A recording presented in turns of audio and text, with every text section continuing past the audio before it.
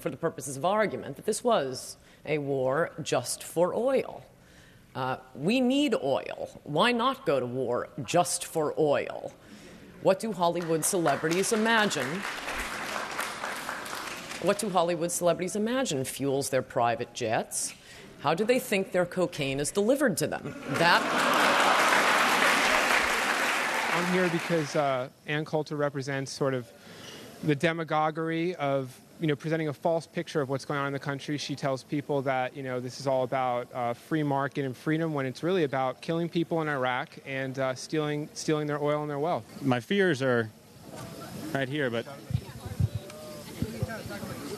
there are a surprising number of vicious women on the right. She seems like a deeply wounded woman, and I want to see her pain play out live and in person. They don't care for people. People are numbers to them. I just think that she's an idiot. I don't actually follow that much politics. I haven't read any of her books. She looks very anorexic to me.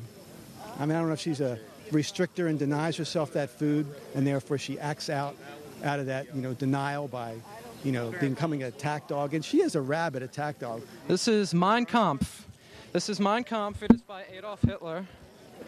And I feel that her policies are just so closely linked to Hitler's that I will see if she will sign this book tonight.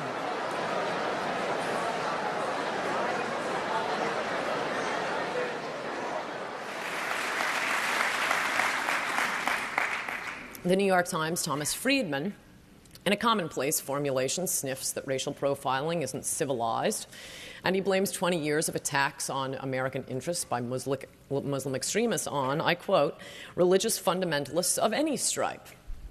I don't know, the Amish have been rather quiet recently.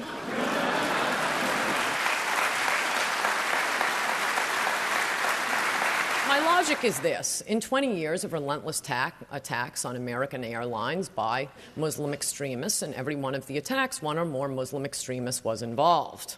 This ought to help airlines and law enforcement engage in more accurate risk assessment. On September 11th, 2001, 3,000 Americans were slaughtered in a terrorist attack on our own soil. In October 2000, our warship, the USS Cole, was attacked by Muslim extremists. In 1998, our embassies in Kenya and Tanzania were attacked by Muslim extremists. In 1996, a U.S. Air Force housing complex in Saudi Arabia was attacked by Muslim extremists. In 1995, 5 Americans were killed in a car bomb set by Muslim extremists. In 1993, of course, the World Trade Center was bombed by Muslim extremists. In 1988, a passenger jet, Pan Am Flight 103, was bombed by Muslim extremists. In 1986, a West Berlin discotheque frequented by U.S. servicemen was bombed by Muslim extremists. In 1985, an Italian cruise ship, the Achille Laura, was seized. An 69-year-old American shot and thrown overboard by Muslim extremists. In 1983, the U.S. Marine barracks in Beirut was blown up by Muslim extremists. In 1982, the U.S. Embassy in Beirut was blown up by Muslim extremists. And starting it all in 1979, the U.S. Embassy in Tehran was seized and Americans held hostage for 444 days by Muslim extremists. Meanwhile, 100% of the terrorist attacks on U.S. airlines for 20 years have been committed by Muslims. When there is a 100% chance, it ceases to be a profile. It's called a description of the suspect.